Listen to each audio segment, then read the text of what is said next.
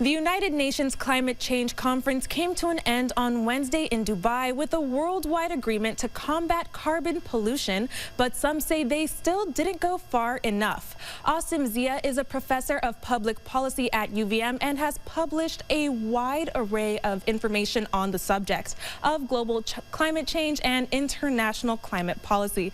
Thanks for being here with us. Professor Zia, you just returned from Dubai last night. Would you describe the conference as successful since an agreement was put in place? Well, I think it's kind of like a partial success, but also partial failure. So I wanted to make about 3 points about it. So one is that a main theme of the UN climate conference COP28 was global stock taking of greenhouse gas emissions. I like whether are we globally on track to meet the Paris Agreement goal of reducing greenhouse gas emissions to keep global warming at 1.5 degrees centigrade or below. So meeting this goal requires about 45% greenhouse gas emission reductions compared to 2015 by 2030. So this translates into an average like 5% reductions by each of the 200 plus countries, with the expectation that developed countries will do a bit more, like 6 to 8% reductions annually.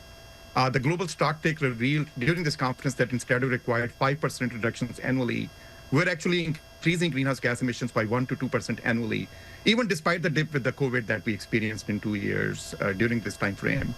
And the likelihood of meeting 1.5 degrees centigrade goal is very little, and we are in fact on track to about 3.5 to 4 degrees centigrade global warming above pre-industrial levels by the end of this century. So this path will be catastrophic for global social, environmental, and economic systems. So from that perspective, we are not on the right track at this point of time. And is it realistic to think that what was just decided at the conference will actually take place? Ultimately, COP28 now states that a transition from fossil fuels is needed, which is an important outcome of COP28 meeting, but it's still very weak and no clear timeline was decided. The current path of greenhouse gas emissions that we are headed towards would lead to a civilizational collapse that would be preceded by widespread social, economic, and environmental damages. The intensity and frequency of climate change-induced extreme events, such as fires, floods, droughts, hurricanes, tornadoes, heat waves, rain and snow events, ice jams, is expected to increase in scale and duration. We've already seen that in Vermont as well earlier this year. So here in Vermont, the state has taken an aggressive approach to climate change, setting deadlines and benchmarks to reach over the next decade. Are we doing enough here? What do you think?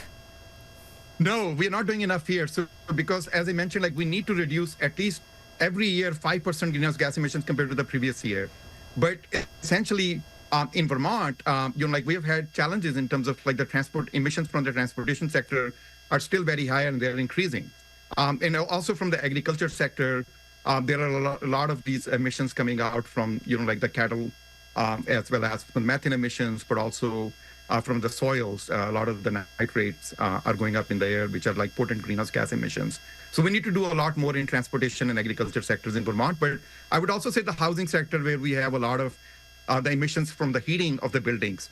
We need to improve, basically transform our housing sector and make the green buildings necessary. Especially, when we talk about phasing out greenhouse gas emissions, it means that we should really take out anything that is being used to power, housing, transportation, agriculture sectors that involves burning of fossil fuels like carbon, coal, oil, and natural gas. Well, a historic plan, but still a lot of work left to be done. UVM Professor Asim Zia, thank you so much for joining us. Well, thank you very much for the opportunity. Really appreciate this. Thank you.